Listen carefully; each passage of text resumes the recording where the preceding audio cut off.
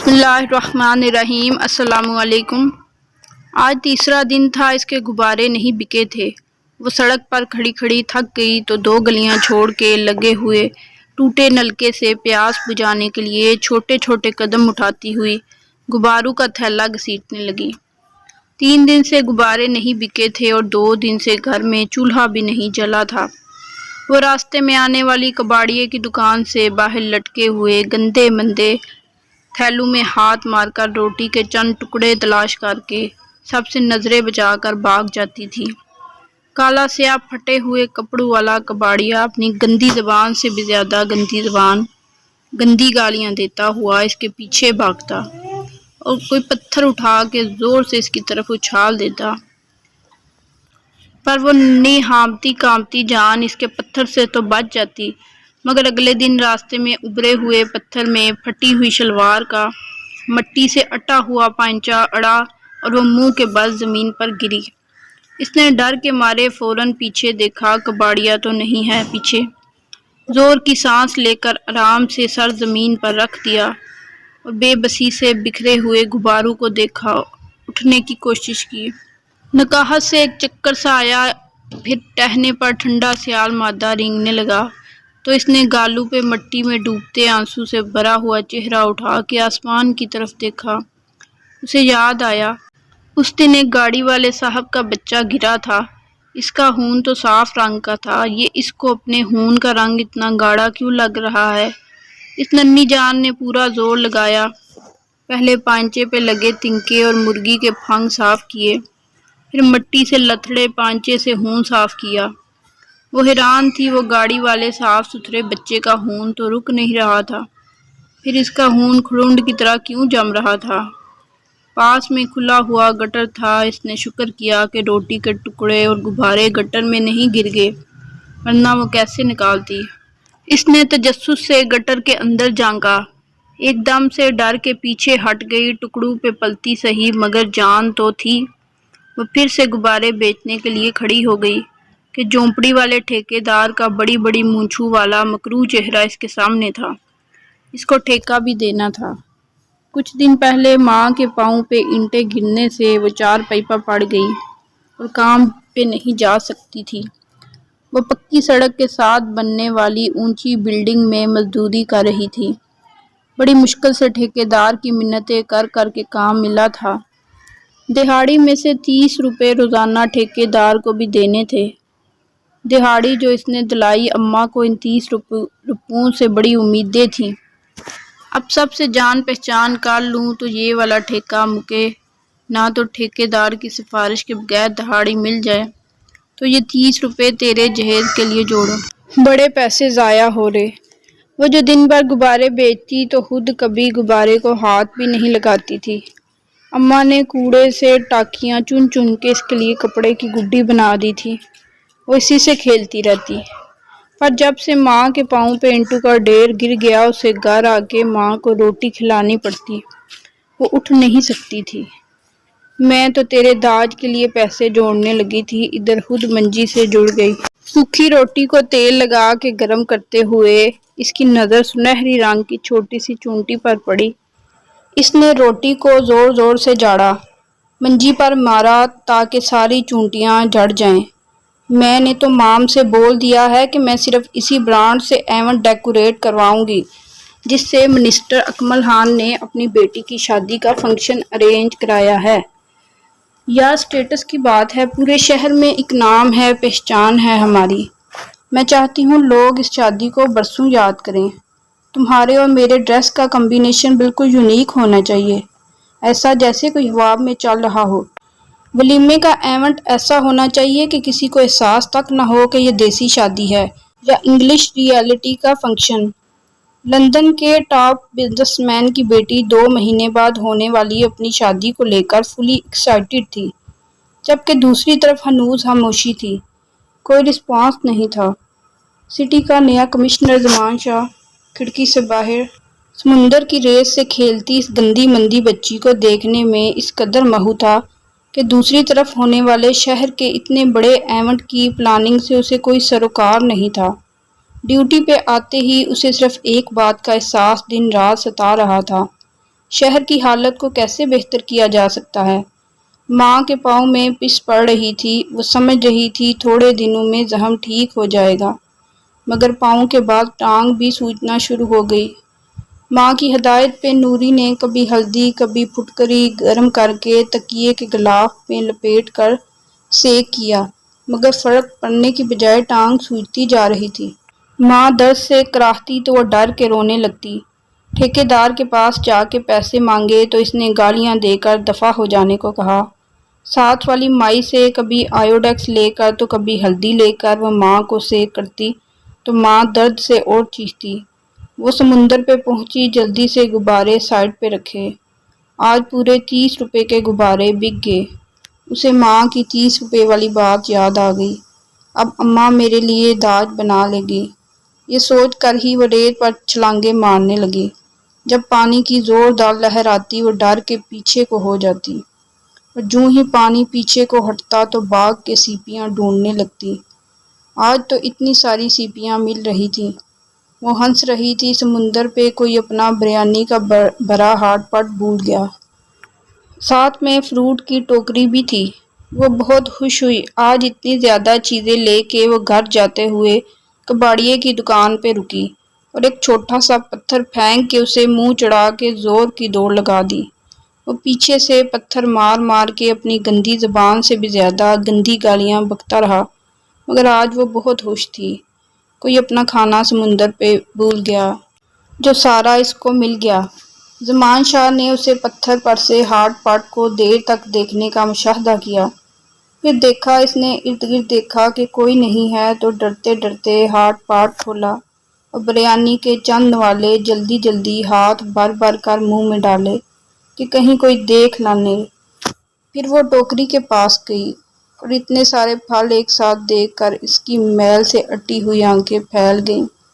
اس نے زور زور سے چھلانگیں لگائیں، پھر کچھ دیر کھیلتی رہی اور تھوڑا تھوڑا کھاتی رہی۔ زمان شاہ خوش تھا کہ اس نے اس ننھی سی پری کو تھوڑی سی چیزیں دے کر کتنا خوش کر دیا ہے، جو وہ چپکے سے وہاں رکھ آیا تھا جہاں وہ روز اس ٹائم کھیلنے آتی تھی۔ وہ خوش خوش گھر کے لیے جا رہی تھی۔ بریانی اور پھلو کا تھیلا بہت بھاری تھا۔ وہ تھوڑی تھوڑی دیر کو رکتی تھی اور سانس لے کر پھر چل پڑتی تھی، مگر اس کے پیروں میں تو جیسے کسی نے بلیاں باندھ دی تھی۔ اس کا بس نہیں چل رہا تھا کہ کسی طرح اماں کو 30 روپے دے دے کہ وہ خوش ہو کے اس کا داج بنا لے اور وہ بس بریانی کھائے اور گڑیا سے کھیلے۔ وہ باغی باغی جھونپڑی کی طرف جا رہی تھی۔ اس نے 30 روپے نکال کے مٹھی میں دبا لیے، میل سے لدا ہوا آدھا پھٹا ہوا پردہ پیچھے کیا۔ اماں سوئی ہوئی تھی، پر وہ اس کے اٹھنے کا انتظار کیسے کرتی۔ گلی کے باہر بیٹھا کتا زور زور سے بھونک رہا تھا۔ اس نے تھوڑی سی بریانی نکال کے اس کے آگے ڈال دی۔ کتنی دیر تک وہ کھیلتی رہی۔ جب شام تک اماں نہ اٹھی تو وہ اماں کو آوازیں دینے لگی۔ اماں 4 ویلے ملنے لگے، اب اٹھ جا۔ ماں نے جواب نہیں دیا، وہ پھر کھیلنے لگ گئی۔ پھر خیال آیا، اماں آج تیری آنکھ ہی نہیں کھل رہی، میں تیرے واسطے 30 روپے لے آندے، اج تے کو اتنے دن سے ٹھیکیدار والے 30 روپے کی کنی فکر سی نا، لے آج میں لے آندے، تو اٹھن دا نا ہی نہیں لے رہی۔ اس نے امرود نکالے کھایا۔ اس کو پتا تھا اماں نے صبح سے کچھ بھی نہیں کھایا ہوگا۔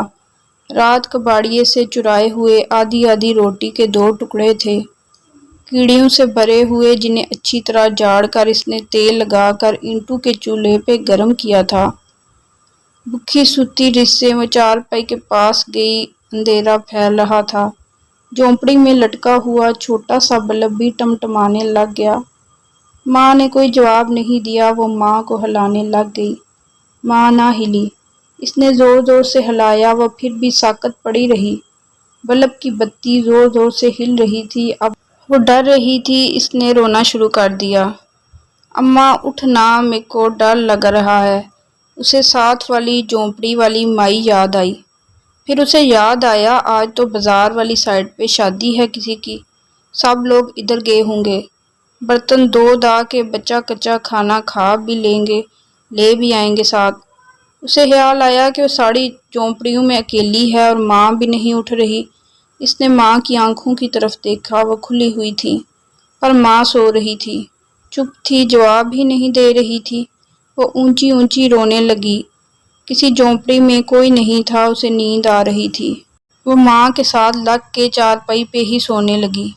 پتہ نہیں کس لمحے اسے خیال آیا کہیں ماں مر تو نہیں گئی۔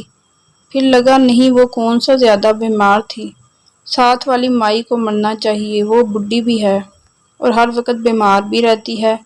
اس سوچ نے اسے تسلی دی۔ اس نے ماں کے گلے میں باہیں ڈال کر اسے پیار کیا، پچکارا، اماں اٹھ جا، مجھے بہت ڈر لگ رہا ہے، ساتھ والے گھروں میں کوئی نہیں ہے، تو بھی نہیں بولتی۔ گنتی کی 4 جھونپڑیاں تھیں اور ان میں رہنے والوں کے دکھ سانجھے تھے، مگر سب بازار والی سائڈ پر بڑی کوٹھی میں شادی کھانے گئے تو رات ادھر ہی ٹھہر گئے۔ وہ سو گئی، صبح اذانوں کی آواز سے اٹھی۔ اٹھ کے ماں کو جگایا، وہ پھر بھی نہیں اٹھی۔ جھونپڑیوں میں جانکا کوئی نہیں تھا۔ ساتھ والی مائی سامنے سے آتی ہوئی نظر آئی تو اس کے پاس بھاگی۔ نانی اماں ستی نہیں اٹھ رہی، کل شام تو میں اٹھا رہیاں نہ بول دی، بس اکھاں چاہ کھول سٹیاں نے، پر اٹھ دی نہیں۔ میں اینی ساری روٹی لے آندی، او بھی نہیں کھادی، اس نے ساتھ والی مائی کو بتایا جو آہستہ آہستہ چلتی ہوئی اس کی جھونپڑی کی طرف جا رہی تھی۔ روٹی کی بات سن کے رک گئی۔ تو روٹی کتھوں لے آندی ہے، تو تے ویاہ تے بھی نہیں گئی؟ مائی ٹانگوں کی تکلیف کنٹرول کرتے ہوئے ہونٹ کھینچ کھینچ کر بولی، میں سمندر تے گئی ساں، اوتھے کوئی اپنی روٹی بھول گیا سی، میں چھیتی چک لے آندی۔ دونوں آدھے ٹنگے ہوئے گندے سے پردے کو پیچھے ہٹاتی ہوئی جھونپڑی میں چلی گئیں۔ مائی نے اماں کو آوازیں دی، ہلایا جلایا، ہاتھ پہ ہاتھ لگا کے دیکھا۔ جب اس کی کھلی ہوئی آنکھوں کو دیکھا تو اونچی اونچی رونے لگ گئی۔ اے نمانی تے مری پئی ہے رات دی۔ نوراں جو ڈر رہی تھی مگر پر امید تھی کہ نہیں اس کا وہم ہوگا، اماں کیوں مرے گی، جبکہ مائی تو بڈھی بیمار ہو کے بھی زندہ ہے۔ پر جب مائی نے بتایا تو وہ ماں سے لپٹ کے زور زور سے رونے لگی۔ شام تک باقی جھگیوں والے آ گئے۔ مردوں نے جا کے مسجد والوں کو بتایا اور جلدی جلدی کفن اور نہانے کا بندوبست کیا اور دفنانے کے لیے چارپائی اٹھا دی۔ وہ روئی، پاگلوں کی طرح روئی۔ لاوارث لاش تھی، جیسے تیسے کر کے دفنانی تھی۔ وہ روتی پیٹتی رہی، ڈرتی رہی۔ مائی اور جھونپڑی کی دوسری عورتیں اسے تسلی دیتی رہیں، پر اگلے دن مائی کو گاؤں جانا پڑ گیا۔ اس کی بہو بیمار تھی، بیٹے نے بندہ بھیج کے بلوا لیا تھا۔ رات کو اس کے پاس کوئی نہیں تھا۔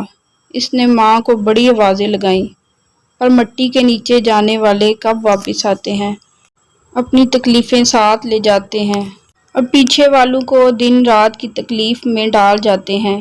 وہ غبارے بیچنے چلی جاتی، کبھی ادھر بیٹھتی کبھی ادھر۔ شام سے پہلے گھر آتی اور رات کو اماں کی چارپائی کے نیچے گھس کے روتی رہتی اور ڈرتی رہتی۔ دوسرا دن تھا ساتھ والی مائی کو گھر سے گئے ہوئے اور تیسرا دن تھا ماں کو مرے ہوئے۔ آدھی رات کو جب گلیوں کے سارے کتے ہونکنے لگے تو ان کی جھونپڑیوں والا کتا اس کے پاس چارپائی کے نیچے آ کے سو گیا۔ وہ بھی سوئی ہوئی تھی، پر پاس کسی کے سانس لینے کی آواز نے اسے نیند میں ڈھارس دی اور وہ نہیں ڈری۔ چند راتیں ایسے ہی ہوتا رہا۔ اتنی چھوٹی سی بچی کو کسی وجود کی گرمائش چاہیے تھی، سانسوں کی آواز چاہیے تھی۔ وہ نیند میں کتے پہ ہاتھ بھی رکھ دیتی تھی۔ ماں کا کوئی نعم البدل نہیں، پر مرنے والوں کے ساتھ مرا نہیں جا سکتا۔ جو منو مٹی کے نیچے چلے جاتے، اپنے پیچھے دھکے کھانے والوں کو مار تو نہیں سکتے۔